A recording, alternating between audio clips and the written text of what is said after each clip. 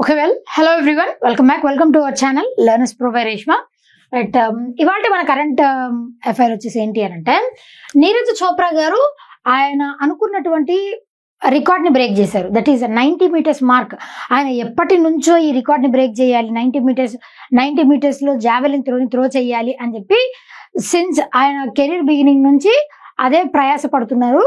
ఆ ప్రయాస అన్నది, ఆ కష్టం ఇప్పుడు ఈ డేట్ కి రీసెంట్ గా దాన్ని అచీవ్ చేయగలిగారు. ఆయన 90 మీటర్స్ మార్క్ ని అచీవ్ చేశారు. అండ్ ఆ మార్క్ ని అచీవ్ చేసినందుకు మన ప్రధానమంత్రి నరేంద్ర మోడీ గారు కూడా కంగ్రాచులేట్ చేశారు. అయితే నీరజ్ చోప్రా గారి గురించి కొన్ని అంశాలు. అయితే రీసెంట్ గా ఈ ఫీట్ ని దేంట్లో అచీవ్ చేశారు అనంటే ఖతర్ దోహాలో జరిగినటువంటి డైమండ్ లీగ్ లో ఈయన సెకండ్ నిలిచారు. 90 మీటర్స్ అయితే క్రాస్ చేశారు, కానీ సెకండ్ నిలిచారు అనమాట. Javelin throw 90.23 meters. ఇది గుర్తుపెట్టుకోండి. This is very very important. Previous examinations లో, ఎస్పెషల్లీ బ్యాంక్ ఎగ్జామినేషన్ లో ఒకసారి నీరజ్ చోప్రా గారు టోక్యోలో జరిగినటువంటి టోక్యో ఒలింపిక్స్ 2020లో ఆయన గోల్డ్ మెడల్ ని గెలిచారు మన భారతదేశానికి.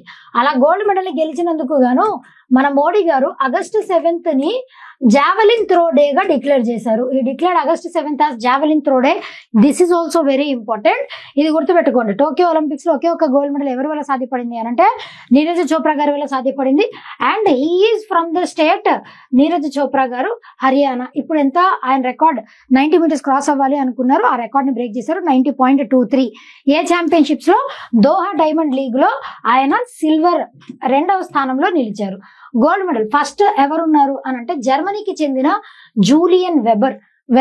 మనకి ఫిజిక్స్ లో ఒక ఫిజికల్ యూనిట్ అట్లా కూడా గుర్తుపెట్టుకోవచ్చు. జూలియన్ వెబర్ ఆయన ఎంత డిస్టెన్స్ లో త్రో చేశారు అని అంటే 91.06 మీటర్స్ అంత డిస్టెన్స్ లో ఈయన త్రో చేశారు.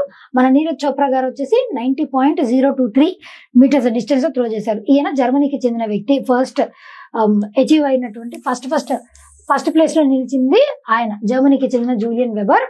అయితే మనం ఇది వరకు 2022లో కూడా సేమ్ ఈ డైమండ్ లీగ్ జరిగింది. అది ఎక్కడ జరిగింది అని అంటే స్వీడన్ లో జరిగింది. స్వీడన్ క్యాపిటల్ సిటీ వచ్చేసి ఏంటండి, that is stock home and the currency is Swedish crown. Last time జరిగినటువంటి అచీవ్మెంట్స్ 2022లో నీరజ్ చోప్రా గారు 89.94 మీటర్స్ మాత్రమే అచీవ్ చేశారు. ఎగ్జామినేషన్ లో గుర్తుపెట్టుకోండి, 2025 అంటే మాత్రం 90.23 మీటర్స్. అలా కాకుండా 2022 అని అడిగితే మాత్రం ఈ సేమ్ పేర్లు రెండు సేమ్ ఉన్నాయి కదా. దోహా ఇక్కడ డైమండ్ లీగ్, ఇది దోహాది. అయితే పాతదేమో స్టాక్ హోమ్ డైమండ్ లీగ్, దాంట్లో 89.94 మీటర్స్. ఇది గుర్తుపెట్టుకోండి. థర్డ్ బెస్ట్ త్రో వచ్చేసి ఎప్పుడు అని అంటే ఇది వరకు లసానే స్విట్జర్లాండ్ డైమండ్ లీగ్, దాంట్లో 89.49 మీటర్స్. వైల్ ఈయన ప్యారిస్ ఒలింపిక్స్ లో మనకి నీరజ్ చోప్రా గారు ప్యారిస్ ఒలింపిక్స్ లో సిల్వర్ మెడల్ ని గెలిచారు. ప్యారిస్ ఒలింపిక్స్ లో కూడా 2024లో జరిగినటువంటి ప్యారిస్ ఒలింపిక్స్ లో గోల్డ్ మెడల్ వస్తుంది అని అనుకున్నాము, బట్ సిల్వర్ మెడల్ లభించింది ఈయనకి.